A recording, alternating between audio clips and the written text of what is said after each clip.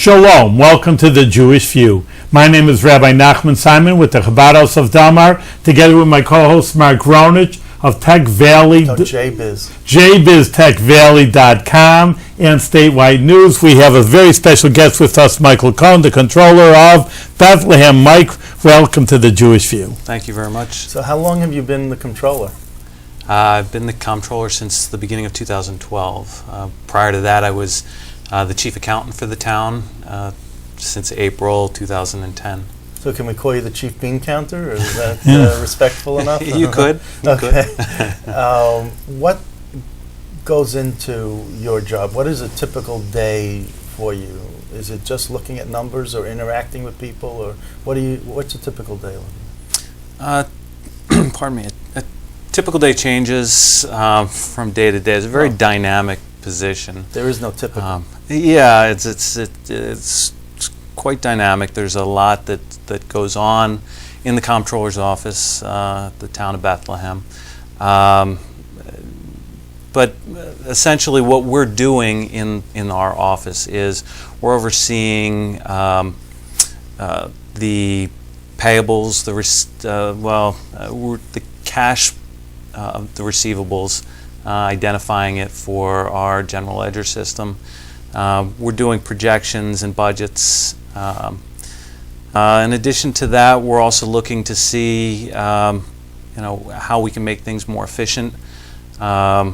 We've done a number of efficiency upgrades to the system since.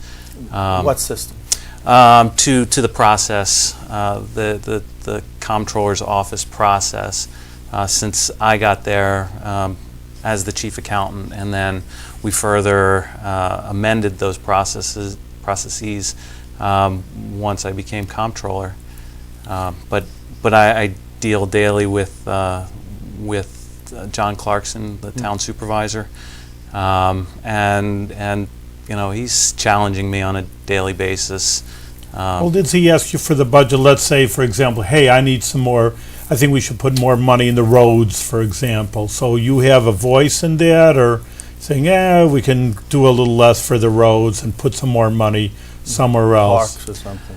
I get a tiny say in that. I mean, if things need to be done, they need to be done. I mean, in terms of infrastructure, those department heads, including our DPW commissioner and the highway superintendent, they tell us what their needs are, and we try not to interfere too much with that based on numbers. But you don't tune it up. You just accept whatever department you're saying. Okay, I see you need it, and you get what you want. We ask the questions as to whether things can be done more efficiently, but typically, because I don't have the knowledge or the background to make a determination as to what kind of condition a road is in, or even to say, well, you don't really need this type of road material, you need porous pavement or something. I can't do that, but what I can do is say, we really can't afford that this year. Is there some way we can push this off to next year? And also I can make recommendations as to whether the money comes from our operations or whether it comes from debt, or whether we can go out and find grant money. So what was your background that brought you to this point? Would you go to college and have an accounting degree, or what was MBA? What was your background? Right. My background is I went to Syracuse University, graduated with a degree in accounting. Oh, okay. When I came out of there, I worked for Coopers & Lybrand in Philadelphia. I worked there for 4 years as both an associate and a senior associate. I left there after 4 years because my goal, my dream was to work in the entertainment industry. Mm-hmm. Really? And somewhere. I didn't really care where. I had even had an interview with ABC in New York City at one point. thought that would be phenomenal, exciting. Yeah. So somebody, we had a client who owned cable television stations as well as broadcast television stations, and what was new at the time, satellite television, DirecTV. The manager on one of my jobs said, "Would you have any interest in that?" And I said, "Would I? Absolutely. Just point me in the direction." And so he sent me on that to the company, and I interviewed and got that job. Which company? It's called Pegasus Communications. Okay, I've heard of it. They actually, this Pegasus doesn't exist in that form anymore. No, it doesn't. None of the cable operations Right. exist in the form that they were Yeah. 20 years ago. Right. How old are you now? I'm 43. Okay, so you're still a youngin'. I'd like to think of myself that way, but depends on the perspective. My kids don't think so. But anyway, so I worked for Pegasus for a year and a half, and we had a child. My wife and I had a child, and we had recently found out that we had another one on the way. And so we looked into purchasing a house down in Philadelphia, and we looked around and we said, we should have family support. We have no family here. Neither of us have. My parents were in Albany. Her parents live in the southern tier of New York. What town? I'm curious. It's a town called Woodhull, which is about a half an hour west of Corning. Mm-hmm. So It's like Allegheny County? It's Cattaraugus County, Allegheny no, County? begins with an S, but Not Seneca County. no, I can't recall what the. Schuyler County. No. Nope, I can't think of it. Mark, it could be a director of tourism director in New York State. He knows is. everything. Broome, Tioga, Maybe it is Allegheny. Chemung. I'm not. Chemung is where Corning is. Chemung. It might be in No, Chemung it County. might be Chemung. And then Allegheny, so Chemung, or maybe it sounds like an S. but Maybe it it's sounds really- like an S. It's a C. Yeah. Woodhull, I okay. can't, yeah, Woodhull, New York. When nothing, yeah, Well, there's really nothing out more there cows for than people. Yes, yes. So, and both my wife and I are accountants, so there was really no choice for us. If we wanted to move closer to family, we had to move to Albany.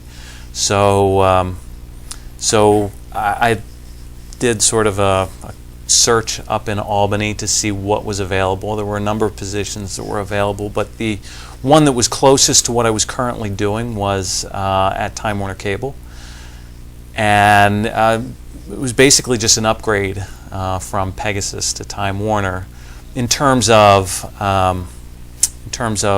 responsibility.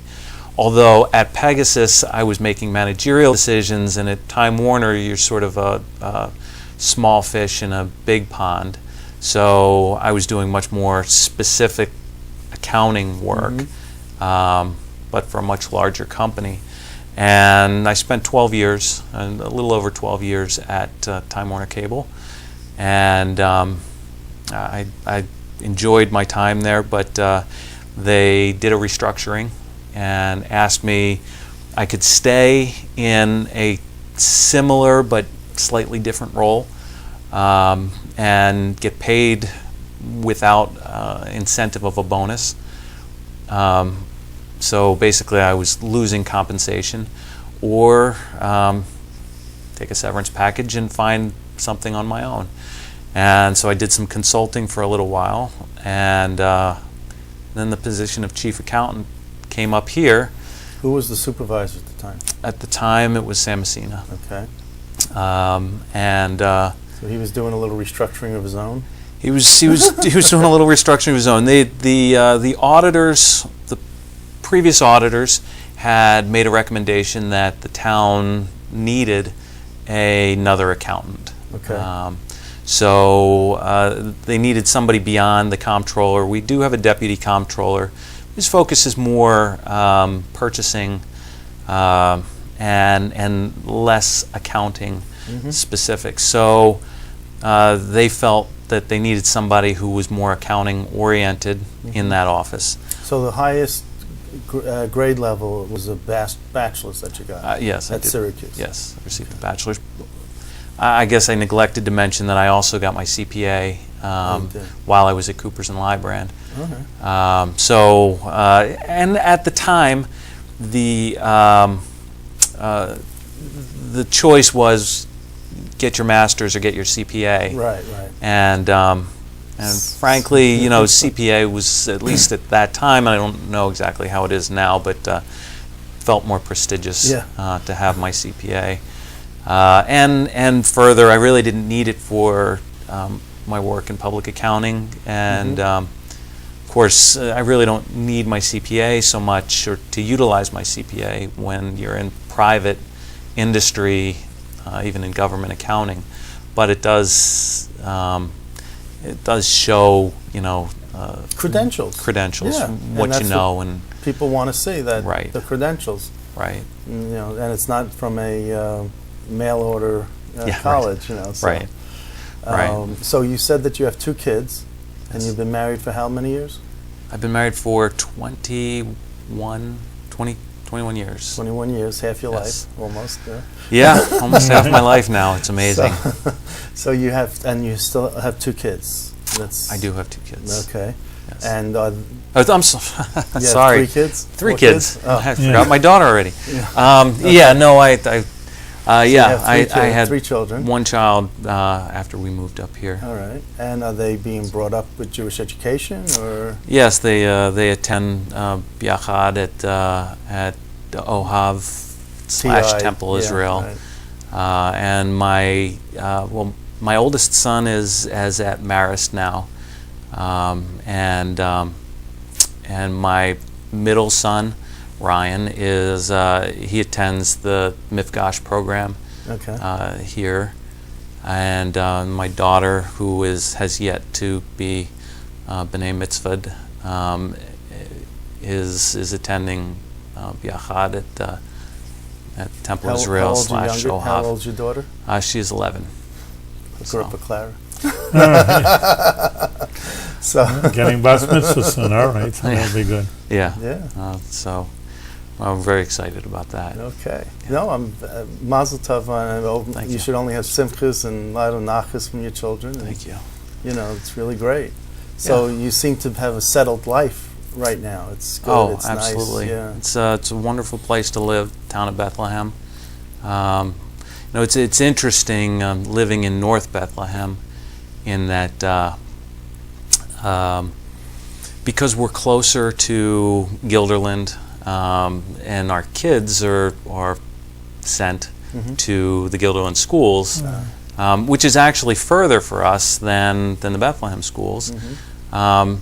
You sort of don't have that sense of inclusion within the town of Bethlehem. However, since I've become more Bethlehem-centric and driven in this direction, I've found the most wonderful people here and become closer with the community. And that's one of the things that I absolutely love about this position is that I feel like I'm helping people on a daily basis. The things that we do and the decisions that we make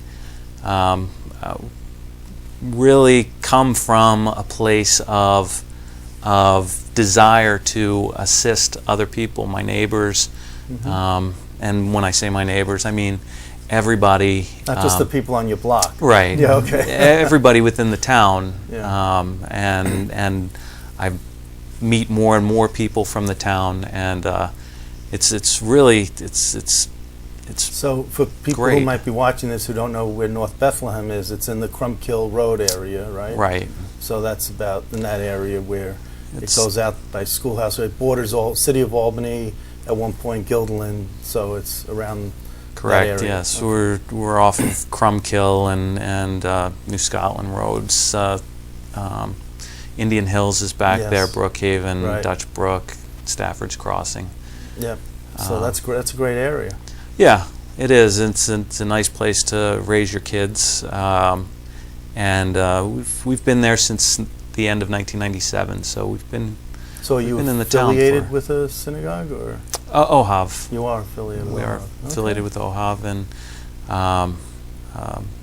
Rabbi Dan and Yeah. Rabbi Rena, wonderful people. No, it's a wonderful Wow. congregation. I really, they're very even and eclectic to some extent. Yeah. What's the size of the town budget? The town budget is about $38 million. And we have there are 33,000 residents. Yes. Is there a disproportion or is that about the same as other towns per person, the size of the budget per person? Well, I guess I haven't studied other Other towns' towns to see budgets that? Okay. specific to that question, but one thing that I've found is that in government accounting, it's not like private accounting where towns utilize the balance sheet for their fixed asset. It's, Right. for the fixed asset purchases. A lot of fixed asset purchases are run through your operating costs or operating What's expenditures. the debt service for And it's good to have debt. Is what I don't want the audience to Yeah. know. Wait a minute, this is a problem. I just Right. want to make it clear that Yes. a little bit of debt is not so bad, right? Right. A little bit of debt is not bad, and the reason that you'd want to borrow as opposed to running everything through your operating expenditures is that if you're running it through your operations, then the people who are here right now are paying for, those people that are going to move in tomorrow. They're paying for it with their tax dollars. Where if we borrow and pay for something over 10 years, then It's not somebody just who the moves people here 5 today, years from now, who's paying. It's also people who move in subsequent. Correct. Right. So So, it spreads the Do you wealth. think it's a tax? I mean, this is what, again, I don't have the numbers and I don't study it like yourself. My father's an accountant, so I guess it's in my genes. But in any case, but people are just saying, bottom line, that the taxes are very high in Delmar, maybe because of the budget. I don't know if they just feel that it's higher. Again, maybe you like you say, you can't say comparatively. Sit there and compare all the suburbs, Colony, Guilderland, or whatever. it is hard to compare from one community to the next Why? because you have different infrastructure, the way that the town was built. The town of Bethlehem has 2 water plants. I don't know if too many people know that, but we have a New Salem water plant. We have a Clapper Road water plant. Up until recently, they were separate. They sourced separate areas. There was in 2010, when Sam Messina was still here, the board voted to open the valve, is what they called it, and so what that meant is share water between the Clapper Road plant and the New Salem plant. That saved the town $1 million a year going forward because we didn't need to purchase as much outside water, which when Clapper Road was built, there were a number of environmental groups that came out and said, I don't want to be drinking this water. It comes from the Hudson.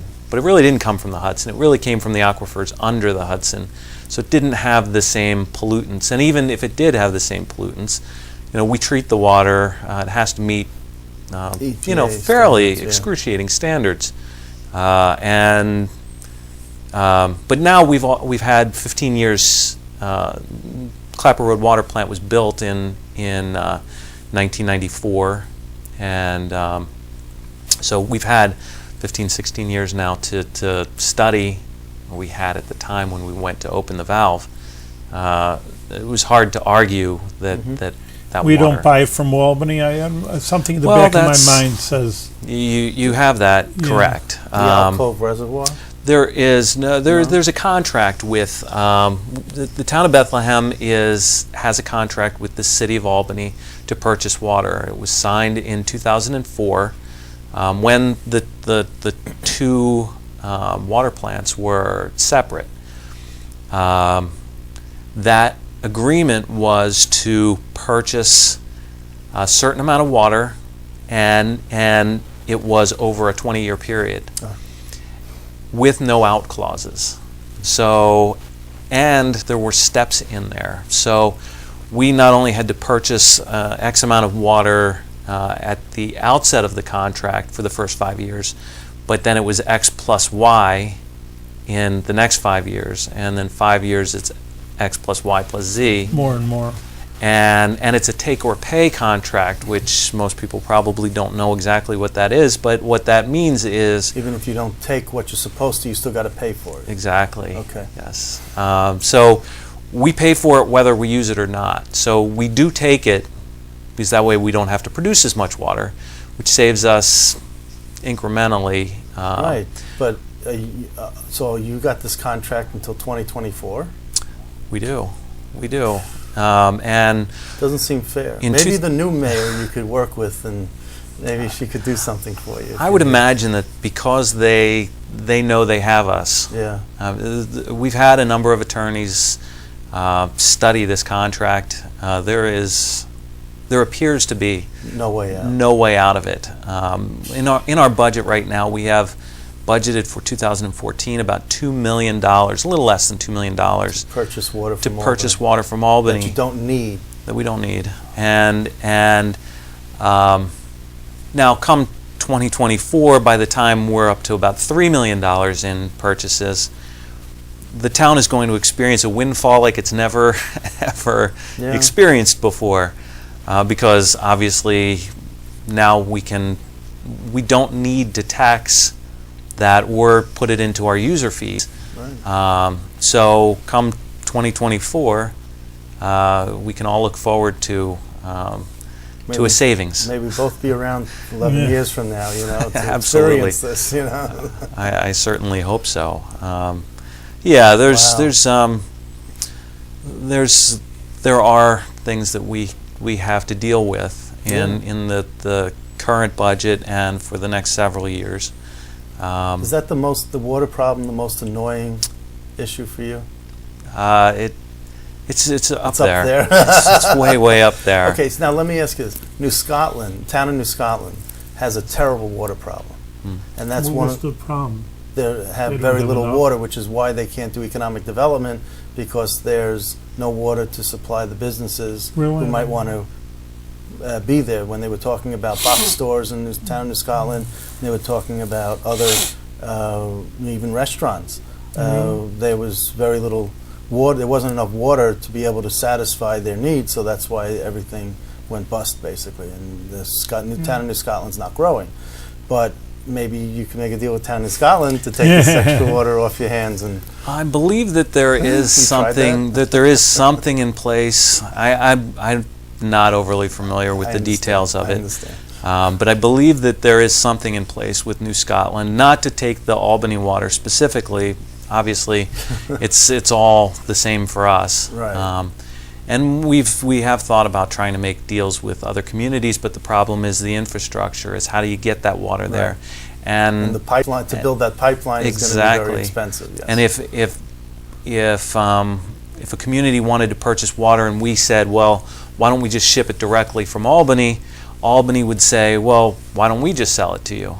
So it doesn't make any sense. So this would be where towns should cooperate, or municipalities should cooperate with each other and not try to be, this isn't corporate America when you're talking about government and municipalities. Well, we all have our issues and territories and other municipalities for the most part are set with their water situation. Right. I don't know why, and I can't pretend to get into someone's mind as to why this deal was made, but it was. It and was, this is what's handed to you, so you deal with correct. it. Correct. Right. And I would say that the other issue that was that most upsets me with the town is the Selkirk-Cogen pilot issue, which has put us into a bind for 2013. And what What that is it? Explain it. I don't even Well, know. I what live a- here. what a pilot agreement is a payment in lieu of taxes. So it's an arrangement with a business to pay taxes outside of the tax process. So and typically you get the school district involved, you get the county involved, the town. But in this particular instance, this was 20 years ago, 1994, same time as Clap Road, and so anyway, the town made out very well. They excluded the county from the agreement, and we got quite a bit of the school money, and so we knew that this pilot agreement was going to be ending, and yet nobody did anything about it until, it was sort of like hot potato. Well, you take it. No, you take it. No, you take it. And in the end, we were stuck with it at the end of 2012 when the pilot ended, and all of a sudden the town lost $1.3 million in property tax revenue. And that's when you had to increase taxes. And that's when we had to increase our tax rate, tax levy, but now this year for this budget, you're not really increasing taxes. Pretty much, we've left it relatively flat. I think at the budget meeting you said, when you talked about averages, you said no one pays the average. Right. So we said the average is about $5 on a $250,000 house, and notice $5 a year. $5 for the year. Yes. Right, yeah. On a $250,000 house, when you look at other communities, they're always saying on a $100,000 house, on a $200,000. This is $5 on a $250,000 house, which is the average for the town of Bethlehem. But no one pays the average. But nobody pays the average. So it's there were people that are above it, up to $19 per year. Right. And there are people who are paying less, substantially less. I mean, we have reductions. We have reductions this year in the Selkirk/Glenmont Fire District. Those people that are covered by that fire district are actually seeing a decrease in their town taxes this year. So if someone wants to dispute their taxes, do they go to you or the town clerk, or who do they go to? Well, if they want to if they want to dispute, I guess they theoretically could call my office. Oh, right. What's your number?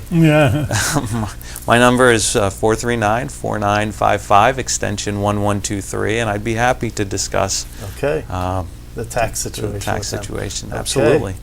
Well, Mike, it was good talking to you, and just keep the figures good over here. We don't want to see too many taxes, but listen, the city runs well, and you pay for. The town